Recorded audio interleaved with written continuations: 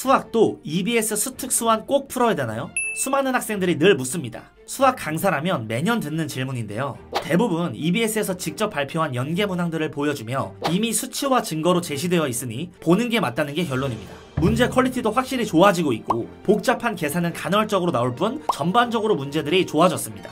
하지만 학생들의 반응은 의외로 냉소적인데요. 연계된 문제들이 너무 쉽다. 기출에도 이미 나온 내용이다. 정작 시험 볼 땐 연계가 안 느껴진다. 뭐 다 맞는 말입니다. 킬러 문제풀이 방식이 직접적으로 연계되기 전까지입니다. 하지만 만약 21번, 22번 수준의 난이도 문항에서 EBS의 아이디어나 문제풀이 방법이 그대로 출제되었다면, 기출에는 기존에 없었던 표현이 수특수완에는 정확히 있었다면, 그리고 여러분이 그걸 보지 않았다면 이야기가 달라집니다.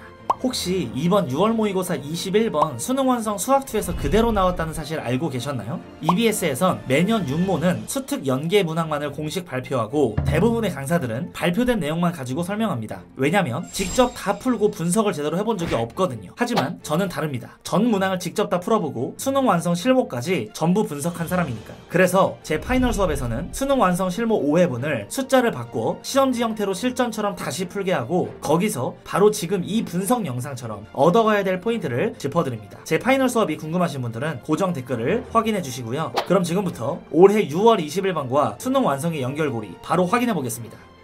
지금 여러분들이 보시고 계시는 문제는 2026학년도 6월 모의고사 21번 문항입니다. 그리고 아래 문제는 2026학년도 수능 완성 수투의 2단원 20번 문제입니다. 자, 이 두 문제가 굉장히 닮은 게 보이나요? 얘는 극한값, 그리고 절대값이 나와 있고 얘 값이 존재한다 라고 하고 있고요. 이 위쪽에 있는 애들도 막 절대값이 이렇게 등장을 하고 이 극한값이 존재한다 이러고 있습니다. 그래서 굉장히 이러한 표현들이 유사하다는 것을 알 수가 있는데요. 내가 만약 이 수능 완성 문제를 풀었을 때 이 문제가 이 문제를 해결함에 있어서 도움이 될지, 그것들을 한번 보도록 합시다. 자, 먼저 예를 좀 볼게요. 문제를 읽으면 초고차 한계수가 1인 3차 함수 fx가 다음 조건을 만족할 때 f2의 최대값과 최소값의 합을 구하시오 라고 이야기를 했습니다.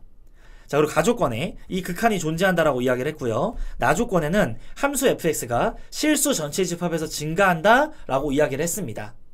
자, 여러분, 이렇게까지 문제를 읽었을 때 먼저 드는 생각이 뭐여야 되냐면 구하는 게 뭔지를 봐야 됩니다. 내가 지금 문제에서 물어보고 있는 이게 f2의 최대값과 최소값의 합을 구하세요 이러고 있는 거예요. 그럼 우리가 드는 생각은 fx가 하나로 결정되지 않는구나. 어떤 구간이 나와서 이 최대값과 최소값이 딱 나온다거나 이런 식으로 아직 정확한 데이터를 모른다라는 거를 알 수가 있어요. 초고차 한계수가 1인 것만 압니다. 그 다음에 그러면 어디서 구간이 이렇게 나오냐면 사실 이 표현을 통해서 우리가 얻을 수 있긴 하거든요.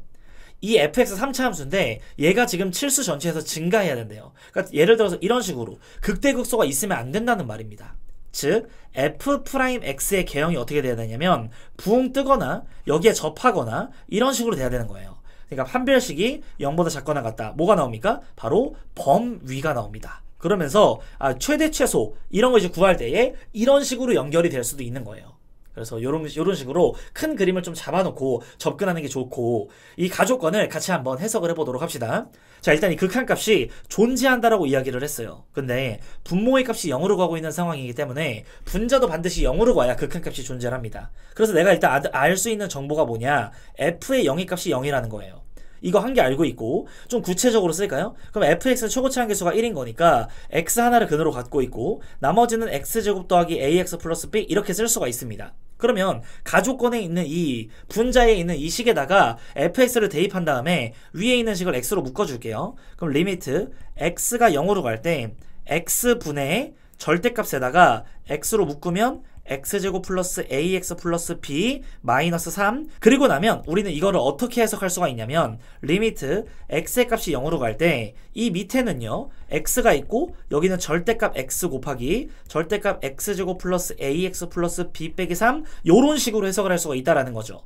그러면 이 극한값이 뭐다? 존재를 해야 됩니다. 어떤 k의 값으로서 존재를 해야 되는 이러한 상황이에요. 그러면 얘가 우극한 좌극한으로 나눠서 생각을 해보면 여기가 0 플러스일 때에는 이 얘가 절대값이 양수로 나오니까 그냥 이렇게 없어질 거예요. 그리고 얘가 만약에 0의 좌극한 우리가 따지고 있을 때에는 여기다가 곡사에서 좀 써볼게요. 여기가 0-1일 때에는 얘네 둘이 약분을 하면 마이너스 1이 남겠죠. 왜 남냐면 절대값 x가 마이너스 x로 나오니까. 절대값 안의 값이 음수니까. 그래서 이 두 개의 값이 어떤 일정한 값으로 존재하기 위해서는 이 위에 있는 이 값과 이 밑에 있는 이 값이 같아야 돼요. 극한값이. 근데 얘는 지금 약분이 그냥 돼서 1이고 얘는 마이너스 1이 이렇게 남잖아요. 근데 어떻게 같은 값이 나와? 부호가 다른데 어떻게 같은 값이 나와? 그러려면 어떻게 됩니까? 이 뒤에 있는 얘가 0이 됐다라는 거예요. 이 뒤에 모양이 똑같잖아요. 이게 0이다 이런 말을 하고 있는 겁니다. 아, 얘가 이제 얘네 둘은 약분이 돼서 1이 됐고 얘네 둘은 약분이 돼서 마이너스 1이 됐는데 부호가 다른데도 불구하고 이게 결과값이 같으려면 이게 0이어야 되는구나. 이런 이제 정보를 얻습니다. 그 0을 한번 넣어보시면 b가 3이에요. 이걸 얻는 거예요. 그럼 나는 fx를 좀 더 정확하게 이런 식으로 얻어줄 수가 있겠죠. 그 문제에서 나한테 구하라고 하는 게 f2니까 여기다가 2를 넣어보세요. 그럼 2에다가 4 더하기 2a 더하기 3 이렇게 가는 거니까 한마디로 2배에 2a 더하기 7의 최대 최소를 구하세요 이러는 거예요. 그래서 여기에서 나 조건이 쓰이는 거죠. 얘를 갖다 전개하면 x세제곱 ax의 제곱 플러스 3x 그리고 얘를 갖다가 미분을 하면은 f'x 그리고 3x의 제곱 플러스 2ax 플러스 3인데 이 아까 여기 설명했죠. 즉 얘 짝수 판별식 4분의 d 이거 해주면 반의 제곱 a의 제곱 마이너스 ac 이게 0 이하야 이렇게. 그러니까 a가 마이너스 3부터 3 이렇게 되는 거예요. 그럼 우리가 이제 얘를 만들어야 되죠. 얘가 바로 문제에서 묻는 말입니다. 묻는 말이 4a 플러스 14네. 그럼 양변을 일단 4 곱해. 그럼 마이너스 12 4a 12 이런 식으로 될 거예요. 그 다음에 여기다가 14를 다 더해주세요. 그럼 얘는 2 얘는 14 더하면 26. 그러니까 얘 최대값 문제에서 물어보는 값의 f2의 최대값은 26 최소값은 2 그 둘의 합은 28이 최종적인 정답이 됩니다. 그러니까 이런 식으로 이 문제를 요 장면에서 해결을 해봤던 친구들 부호가 다를 때 극한값이 존재하려면 반드시 뒤쪽에 있는 게 0이 돼야 된다는 이 개념 이거를 EBS에서 풀어봤던 친구들이 육모를 봤다라고 칩시다. 자, 이 문제가 있어요. 얘는 함수 fx가 있고 4차 함수 gx인데 얘는 최고치 한계수가 1입니다. 모든 실수 a에 대하여 얘 값과 얘 값이 존재한다 이러고 있어요. 이때 g-1의 값을 구하세요 라고 이야기를 했습니다. 근데 일단 먼저 앞에 거는요. 절대값 fx 이게 있죠. 그럼 fx가 부호가 달라지는 지점을 잘 봐야지. 그래서 fx를 좀 그려주시면 1과 2에서 일단 그늘 같습니다. 1 여기, 2 여기 이렇게 해서 이렇게 이제 2차 함수가 fx가 있어요. 그리고 뿔, 마뿌 이렇게 되니까 1에서 부호 변화가 생기고 2에서 부호 변화가 생기니까 얘 극한값 따질 때 이 안에 이 절대값이 풀려서 나올 때에 이슈가 어디서 생깁니까? 2랑 1에서 생기는 거예요. 그럼 1일 때 볼까요? 리미트 x가 1로 갈 때 f의 x분의 gx 곱하기 절대값 fx 이렇게 될 건데 여기에서 1 플러스로 이렇게 이제 나올 때랑 1 마이너스로 나올 때랑 구별을 해서 생각을 해줘야죠. 요렇게. 그래서 1보다 좀 큰 쪽에서는 얘가 부호가 지금 음수인 거니까 fx가 마이너스 fx 이렇게 나오고요. 1 마이너스에서는 얘가 지금 부호가 플러스니까 그냥 fx로 나와요. 그럼 여기서 약분하고 그럼 마이너스 1 여기서 약분하면 1 이거 어디서 많이 보지 않았습니까? 방금 요 명장면에서 봤던 내용이에요. 그래서 얘는 마이너스고 얘는 플러스 1이야. 근데 결과값이 어떤 값으로 같아야 돼. 수렴을 한다고 했으니 즉 이 g의 값이 0이 돼줘야만 되는 거예요. 여기서 얻을 수 있는 게 뭐다? g1의 값이 제로여야 된다. 이렇게 직접적으로 문제풀이 로직이 연계가 될 수가 있다는 거예요. 마찬가지 논리로 g2의 값도 0이 되는 거죠. 여기 2인 순간에서 부호가 달라지니까 얘는 얘랑 부호가 또 반대로 되겠죠.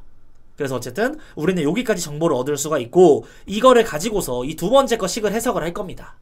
자, 두 번째 거 갑시다. 그럼 gx를 일단 잡아줘야죠. 방금 로직이랑 완전 똑같아요. gx는 x 빼기 1, x 빼기 2, x의 제곱 플러스 ax 플러스 b 이런 식으로 잡아줄 수가 있겠죠.